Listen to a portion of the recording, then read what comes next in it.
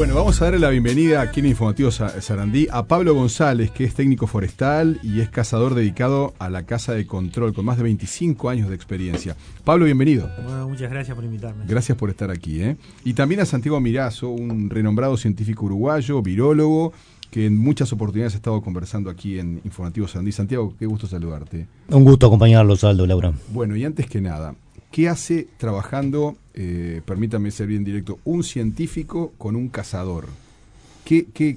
¿Cuál es el objetivo de esta unión, Santiago? Bien, primero que la caza es una herramienta muy importante en muchos aspectos.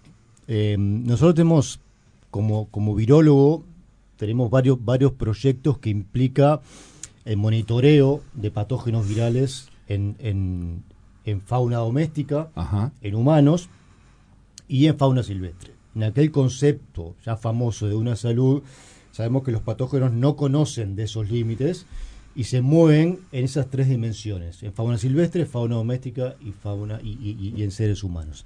Entonces, hay situaciones en las cuales para monitorear los patógenos en fauna silvestre, la única herramienta que tenemos es esa herramienta de colecta científica o caza científica, que es uno de los tres tipos de caza que ahora González va a aclarar un poco más, en el cual necesitamos monitorear esos animales para prevenir, por ejemplo, la emergencia de patógenos. Muchos de los animales que nosotros evaluamos son animales que tienen caza libre o reglamentada, como es jabalí y axis respectivamente, que son animales que comparten enfermedades y patógenos con el ganado porcino, por un lado, y con el ganado bovino, por otro lado. Entonces, al saber qué es lo que circula en fauna silvestre, podemos tener una idea de qué riesgo tienen el ganado porcino y el ganado bovino. De hecho, hoy, para tener una idea, prácticamente no hay jabalíes puros, Pablo me puede corregir, sino que hay es cruza.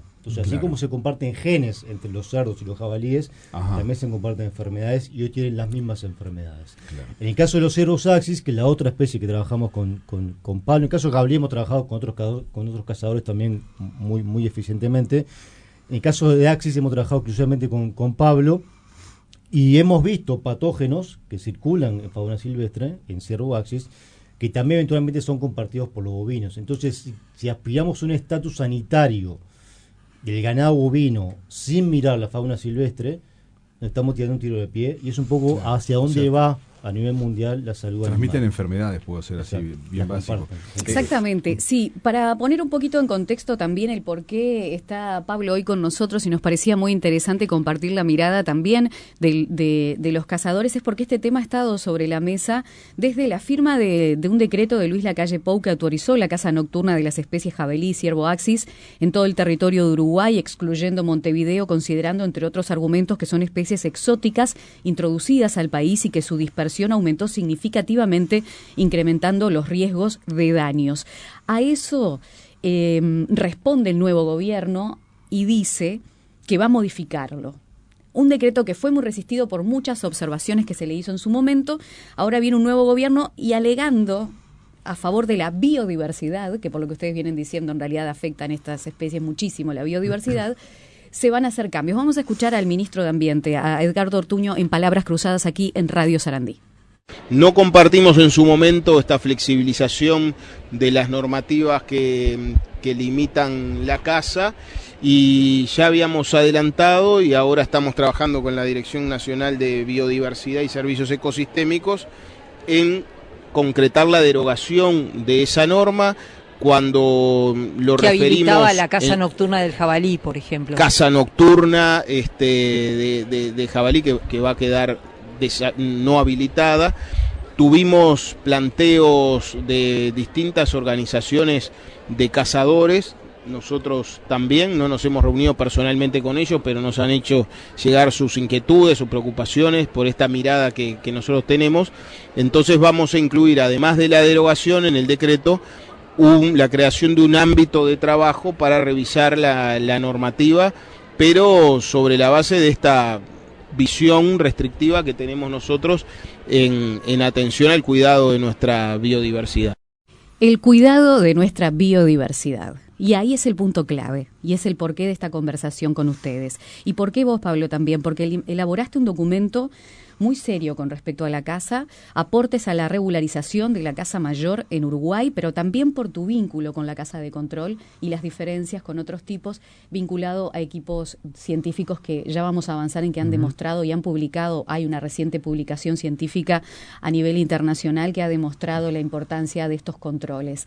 ¿Cómo empezás trabajando en este documento que elaboraste en base a lo que ya existe? Bueno, ¿me permitís un detalle? Sí. Antes que nada, Sí. ¿podrías definir en pocas palabras qué significa casa mayor en Uruguay? Brevemente. Bien. ¿Qué es casa mayor en Sí, Uruguay? la casa se divide a grandes rasgos en casa menor, que es la casa de plumas, de bichos chicos, como Ajá. las aves o una liebre, y la casa mayor, que en Uruguay básicamente es la casa del axis y el jabalí.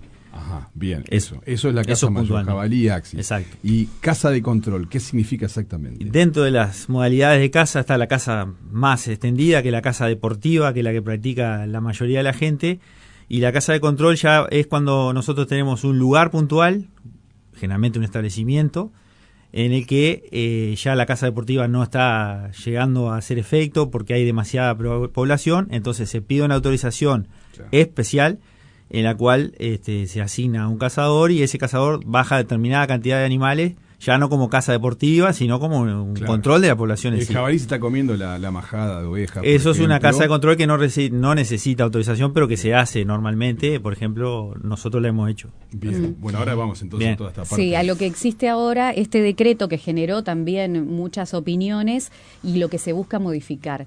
Ujú. ¿Cómo hacer entender la situación actual, por ejemplo, Bueno, en la que se encuentra estos la dos casa? decretos, en realidad lo que quisieron, quizás desprolijamente, no lo sé, o mal redactado, llamémosle como quiera. Lo que sí quisieron es mostrar o plasmar una realidad, que es que en Uruguay el jabalí se caza de noche. O sea, la cultura uruguaya de caza no es como en otras partes del mundo que se caza de día, se caza de noche. Primero porque el jabalí es diurno, es nocturno básicamente, y la caza que se hace de día es con perros. Entonces la gente que no caza con perro caza de noche. Ese artículo, o sea, decreto, intentó dejar eso plasmado, porque en sí la ley de caza uruguaya dice que está prohibido cazar de noche, cuando en realidad todo el mundo caza el jabalí de noche. Ahí está. Y ahora, ¿cuáles son ahí los problemas que se encuentran? Porque por un lado tenemos son especies exóticas que ya vamos a ir, invasoras, y lo que genera la caza, esta liberada del jabalí, Ujú. que decías que en los hechos se da de noche, Sí. y lo que pasa con el ciervo axis. Dentro de la reglamentación que existe y lo que vendría, ¿dónde encontrás los puntos que hay que tratar realmente en esta discusión?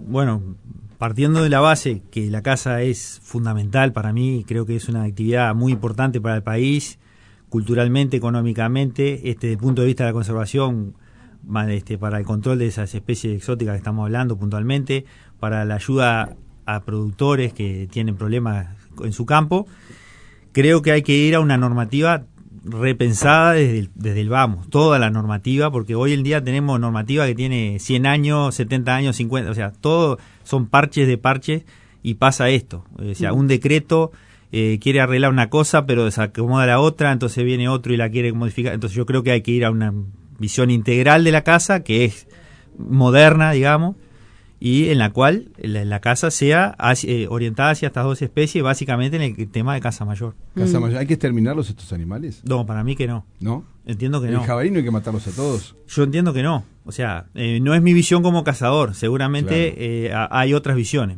Los cazadores, entiendo yo, que no nos podemos sumar a la visión de exterminio de nada, porque Sí. lo que nosotros queremos es seguir cazando. Y hoy en día en Uruguay lo que se caza son el jabalí y el ciervo axis. Santiago, ¿cuál es el mayor riesgo? Ya hablamos acerca del el tema de, si me permiten la vulgaridad, las pestes, ¿no?, que pueden contagiar.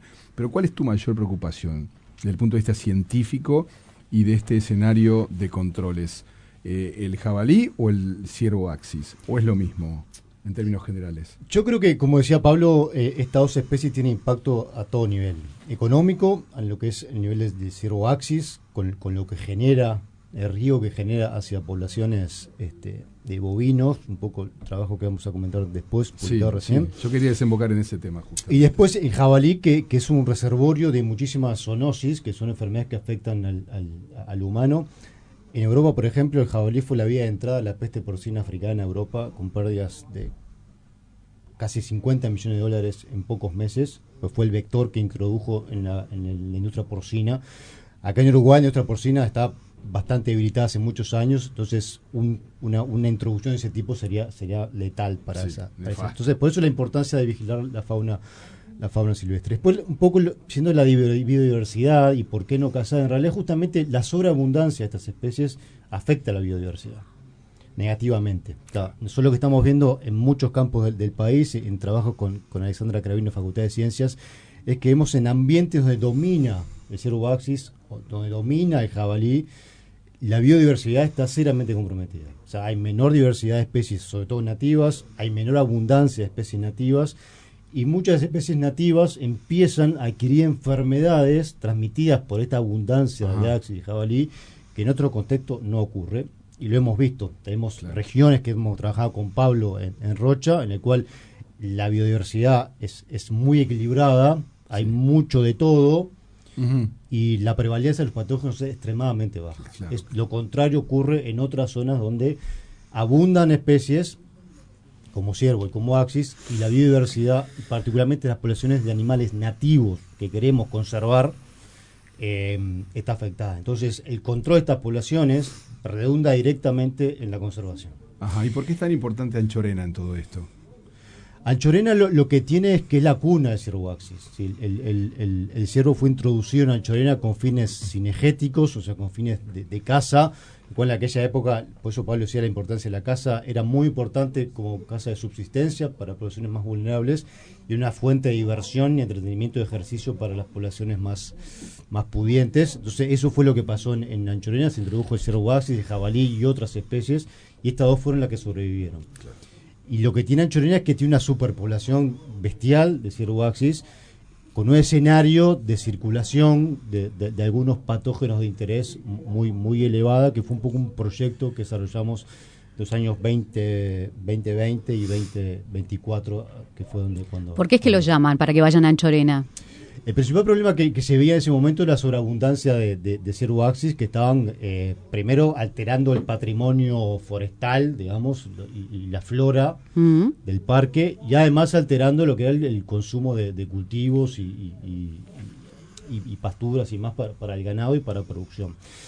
Realmente Pablo lo puede decir mejor que yo, pero el ciervo en ese momento es un patrimonio del parque, obviamente claro. Hay que conservarlo, eso está claro, y en ese momento se tenía claro eso, pero claramente había que hacer algo, y lo que decía Pablo, que un área específica para desarrollar un proyecto de caza control poblacional, que fue lo que se hizo en su momento. ¿Y ustedes qué hacían en el campo? O sea, ¿qué utilizaban para controlar a la especie? Pero un detalle porque repasando el documento, estamos hablando de estudios científicos, no estamos hablando de improvisación. A ver, corríjanme, pero según los datos que aparecen en uno de los estudios, en Uruguay habría 310 ciervos por kilómetro cuadrado. En una reserva española son 35 por kilómetro cuadrado. Y en Australia hay 20 por kilómetro cuadrado en determinado lugar, y ya 20 se considera alto. Y en Uruguay tenemos 310 en Anchorena, o sea...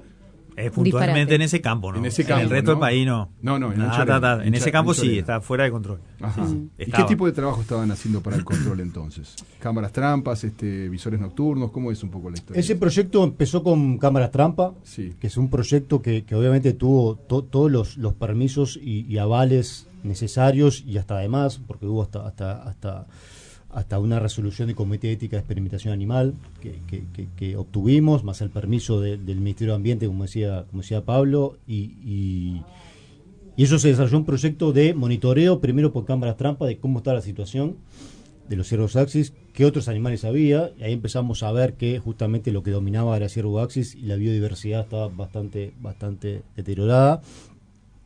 Después de eso fue censar la población animal. Con Pablo diseñamos y con Alexandra un sistema de censo diurno y nocturno para ver cuántos animales estimados había, y hemos estimado un número aproximado de unos 4.000 animales en el área, lo cual daba esa densidad que tú decías, algo de 310 por kilómetro cuadrado. Y después sacamos un plan, primero con un permiso de colecta científica para abatir cierto número de animales, para ver qué enfermedades circulaban en esas especies. Eso fue primero el objetivo general. Vimos que la situación estaba bastante complicada en cuanto a prevalencia y diversidad de patógenos.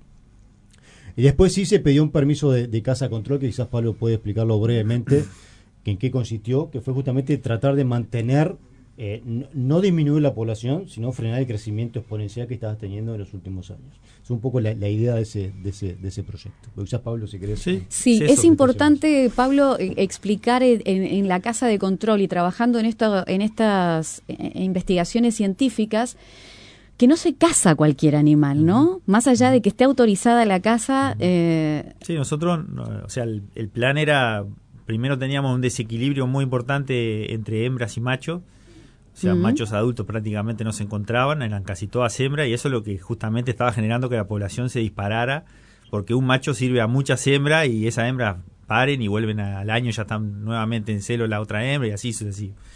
Entonces lo que nosotros hicimos fue primero una primera etapa donde se hizo una primera medida de control, digamos, que básicamente es cazarlo, y ahí se volvió a censar. Es como se debe hacer un trabajo así, ¿verdad? Uno primero evalúa lo que tenés, cuál es el problema, después se hace una primera acercamiento, se saca un número de ejemplares determinado, ahí se volvió a censar y ahí se vio que el efecto era...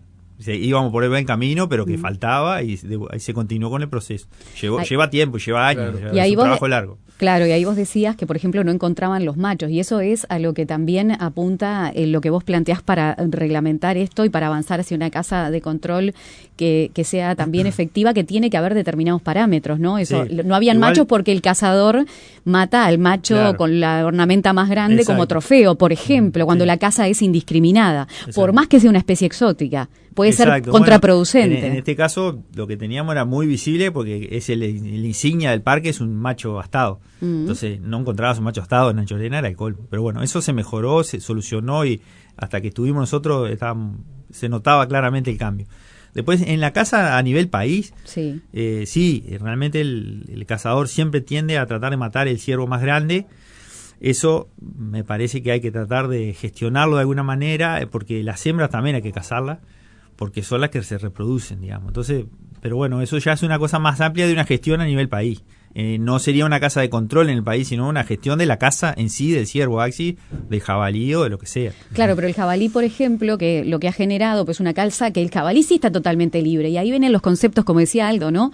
Que el ciervo es como Bambi, que lo vemos como... esa cosa que no se toca, más allá de el jabalí, y el jabalí, como es un chancho que no, la gente no lo tiene como tan animal tan lindo, ha sido liberada y están pasando cosas realmente terribles en el campo. Es natural en los humanos, nosotros, es que los bichos lindos, como los ciervos, tratamos de cuidarlos más que a un jabalí que yo que sé, es un orco de las películas. Entonces la gente le tiene menos lástima. En sí, a mi propuesta, mi visión es que nosotros como cazadores tenemos que ir a un respeto hacia la especie, aunque sea controlada, obviamente. No quiero que se multipliquen por millones los jabalíes, pero creo que la caza le hace mal ese concepto de mate todo, o como hay fiestas en las que se presentan crías de jabalí de 1 kilo. Eso para mí es una mala imagen para los cazadores, que después nos termina jugando en contra en la sociedad como tal, porque una persona que mata una cría, que mata una hembra preñada, todo ese tipo de cosas, no creo que nos jueguen a favor. Santiago, ¿y qué pasó con todo el trabajo científico? ¿Qué pasó con las cámaras? Porque uno pregunta, ¿hay cazadores furtivos en la zona de Anchorena complicando los estudios científicos que ustedes llevan adelante? El tema de caza furtiva es un tema país. Es un tema país, bien. Es un asunto gravísimo que no se va a solucionar con la prohibición de la caza. Ajá. Eso al contrario. Al contrario. Como sabemos, la prohibición de cosas que son legales hoy se lo prohíbe a la gente y siempre terminan mal, de mal en peor, sea la caza o cualquier otra actividad. Y entonces en todos los campos hay furtivos. El problema del robo de cámaras trampa es una constante en estos proyectos. Estamos hablando de pérdida de información muy valiosa, incluso hemos perdido tesis de maestría, tesis de doctorado por robo de cámaras. Y Anchorena en este caso no fue la excepción, que tuvimos robo te robaron los equipos que estaban allí instalados. ¿De adentro de Anchorena? Y robo de cámaras en el parque de Anchorena. Eso ocurrió hace breve. Obviamente hicimos la denuncia, lo comunicamos a autoridades del parque. ¿Eso fue hace poco? Eso fue hace poco. ¿El proyecto cuándo terminó? El proyecto terminó en diciembre del 2024. ¿Con qué conclusiones? Bueno, fue un proyecto que fue un proyecto modelo por cómo funcionó, porque fue un proyecto muy exitoso en cuanto a los datos que se obtuvieron, a cómo se trabajó en ese proyecto, que fueron 4 años de intenso trabajo muy prolijo, en el cual se logró el objetivo, que era un poco ver la situación del parque en cuanto a patógenos y controlar el aumento de la población. O sea, entonces se logró bajar la prevalencia de patógenos, sobre todo los que mirábamos nosotros, y además, como decía Pablo, se logró controlar el incremento de la población, que era el objetivo del proyecto. ¿Cuáles son esos patógenos que aparecían ahí y que estaban perjudicando? Esos patógenos eran patógenos que son comunes a los ganado bovino y al ganado porcino. Aparecía virus de hepatitis E, aparecía toxoplasmosis, aparecía neospora caninum, que son parásitos. Esta información obviamente está en conocimiento del Ministerio de Ambiente y del Ministerio de Ganadería, pero claramente había un impacto negativo de la sobreabundancia de esas especies, particularmente el ciervo axis en el parque, ¿no? Porque Anchorena tiene un tambo. Anchorena tiene un tambo, exactamente, y incluso hubo episodios. ¿Se enfermaron las vacas? ¿Se contagiaron de enfermedades de los ciervos? Hubo un episodio, sí, de un evento sanitario que hubo en el parque, en el cual los patógenos que describimos estaban compartidos por los ciervos axis, que es un poco el trabajo que se publicó.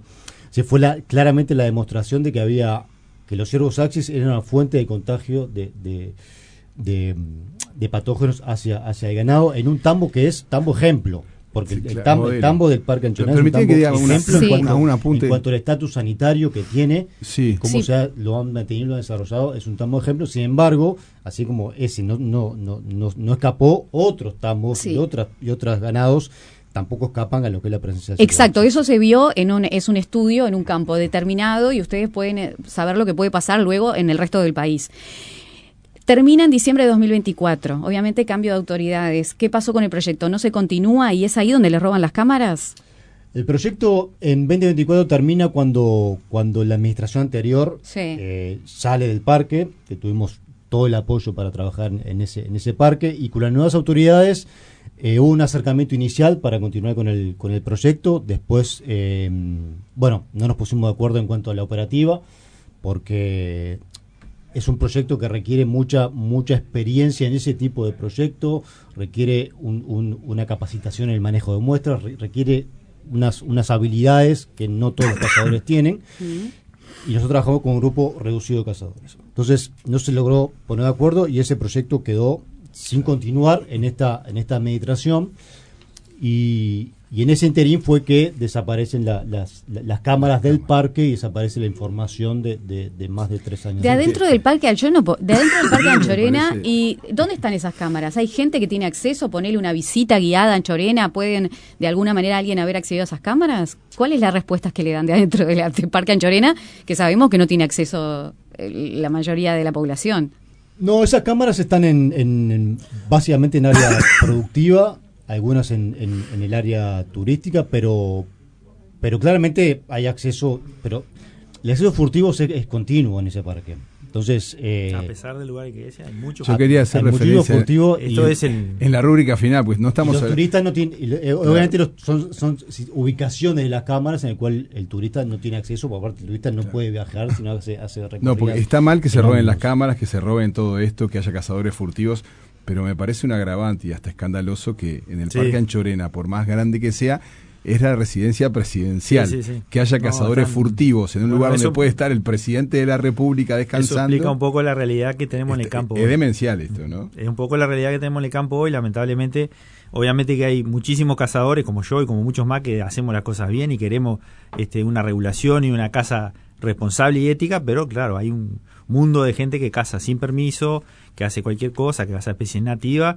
Y en Anchorena, insólitamente, a pesar de que hay control policial, militar y todo lo que se quiera, entra gente, yo mismo me lo encontré con los ojitos nomás, o sea, con pasamontaña puesto a 4 tipos armados. Impresiona verlo en el campo. Me asusta, por favor. Y además escuchamos, como decíamos, las declaraciones del ministro de Ambiente sobre lo que se quiere hacer y finalmente pasa esto adentro de un predio y además no menos presidencial.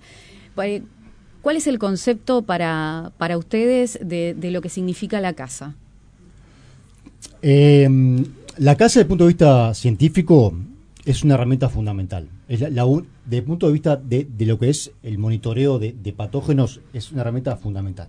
O sea, no hay otra manera, si queremos ser serios como país en la vigilancia de patógenos, en una industria que es de las principales motores de la economía, no podemos dejar afuera la vigilancia de patógenos en fauna silvestre. Hoy se sugiere por parte de los organismos internacionales, en breve se va a obligar a vigilar la fauna silvestre. Entonces hay herramientas como la casa que son fundamentales para ciertas especies que no podemos controlar o que son patógenos que no pueden ser detectados, por ejemplo, en muestras no invasivas como materia fecal. Que haya que sacar sangre, cerebro o lo que fuese, la casa es una herramienta clave. Santiago, fue un gusto que estuvieras con nosotros una vez más. Muchas En gracias este por la rol invitación. que mucha gente desconocía, que también forma parte de ciencia, ¿no? Y que es muy importante. Muchas gracias. Un placer. Pablo, un placer. Bueno, bárbaro, gracias. Gracias por los conceptos también. Gracias por haber Bárbaro. estado con nosotros.